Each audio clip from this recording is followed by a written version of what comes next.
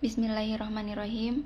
Nama saya Kiki Joleha dari Prodi PAI kelas 4C.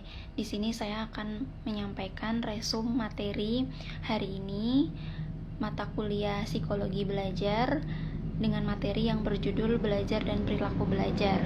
Nah, belajar menurut KBBI adalah berusaha untuk memperoleh ilmu atau pengetahuan. Dalam perspektif psikologis, belajar adalah suatu proses perubahan, yaitu perubahan dalam tingkah laku sebagai hasil interaksi dengan lingkungannya guna memenuhi kebutuhan hidupnya. Selanjutnya adalah ciri-ciri belajar. Ciri-ciri belajar ada 6. Yang pertama adalah belajar merupakan perubahan yang terjadi secara sadar. Jadi seseorang yang mengalami proses belajar, dia sadar bahwasannya dia sedang mengalami proses belajar, dia sadar dia melakukan upaya-upaya tertentu dalam proses belajar, dan dia sadar akan perubahan yang terjadi dalam dirinya setelah proses belajar. Terus yang kedua, perubahan dalam belajar ini bersifat fungsional atau berkesinambungan. Dalam arti materi yang disampaikan hari ini adalah untuk bekal materi hari esok atau selanjutnya. Misalnya, setelah kita belajar tentang rukun Islam yang pertama yaitu syahadat, maka selanjutnya adalah kita belajar rukun Islam yang kedua yaitu melaksanakan sholat. Nah, yang ketiga, perubahan dalam belajar bersifat positif dan aktif. Artinya, proses belajar ini menghasilkan perubahan yang positif ke arah yang lebih baik. Terus yang keempat, perubahan dalam belajar ini bersifat permanen ya, permanen. Jadi seseorang yang telah mengalami proses belajar kemudian tidak mungkin dia itu misalnya dia sudah mengalami proses belajar, tidak mungkin dia menjadi tidak bisa gitu ya. Contohnya, seseorang yang telah mengalami proses belajar membaca Al-Quran, kemudian dia sudah bisa membaca Al-Quran, dia tidak akan lupa, maksudnya dia akan tetap bisa membaca Al-Quran, tidak akan menjadi tidak bisa walaupun proses belajar tersebut sudah dilalui. Terus yang kelima, perubahan dalam belajar itu bertujuan dan mempunyai arah. Tentu saja perubahan dalam aktivitas belajar itu mempunyai tujuan-tujuan tertentu.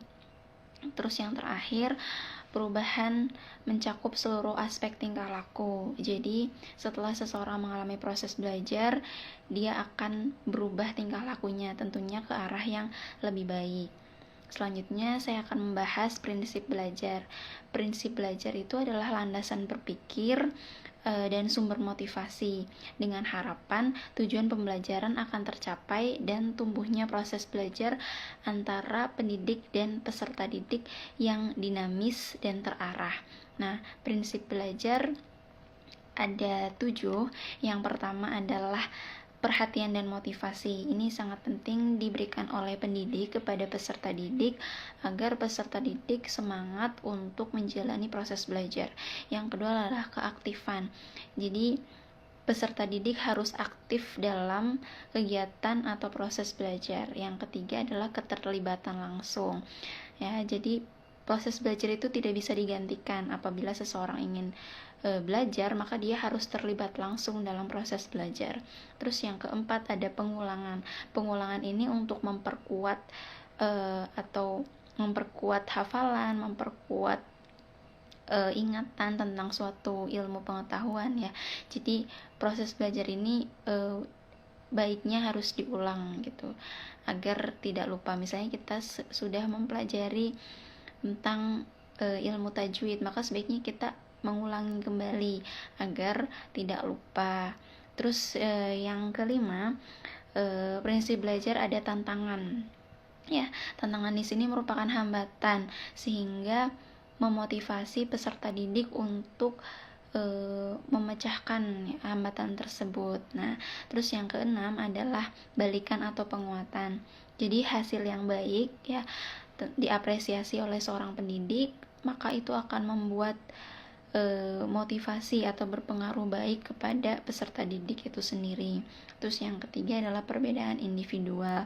Jadi setiap pendidik harus paham bahwa peserta didik itu unik, mempunyai karakter masing-masing, yang berpengaruh juga pada cara belajar dan hasil belajar. Nah, selanjutnya adalah proses belajar.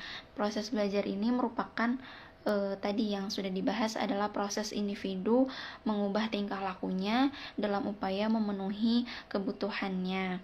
Nah, dalam proses belajar ini siswa mengalami 3 fase. Yang pertama adalah fase informasi, yaitu proses penerimaan informasi dari pendidik kepada peserta didik.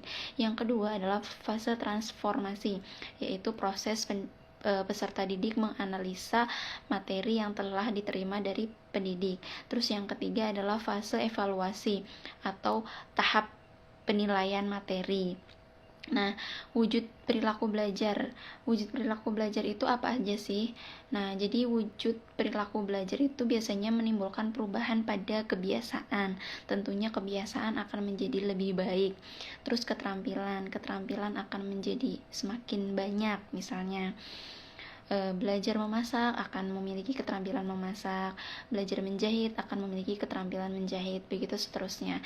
Terus juga perubahan pengamatan. Jadi seseorang yang telah mengalami proses belajar itu biasanya lebih bisa menganalisis sesuatu. Nah, terus yang keempat ada perubahan berpikir asosiatif dan daya ingat. Berarti kemampuan merangsang dan responnya semakin baik. Terus yang kelima, perubahan berpikir menjadi rasional dan kritis ya. Jadi seseorang yang mengalami proses belajar itu biasanya lebih bisa untuk berpikir kritis. Terus yang selanjutnya adalah perubahan sikap ya. Tentunya sikapnya berubah menjadi lebih baik. Terus yang selanjutnya ada inhibisi. Inhibisi ini adalah kondisi di mana seseorang mengurangi atau menghentikan perilaku yang tidak perlu dan menggantikannya dengan perilaku yang lebih baik. Nah, selanjutnya adalah apresiasi. Seseorang yang mengalami proses belajar biasanya akan dapat mengapresiasi atau menilai sesuatu. Terus yang terakhir adalah perubahan tingkah laku afektif ya. Perasaan, emosi berupa senang, sedih, kecewa, bahagia, itu semua adalah perubahan yang dihasilkan oleh proses belajar. Nah, sekian materi yang dapat saya sampaikan. Terima kasih. Wassalamualaikum warahmatullahi wabarakatuh.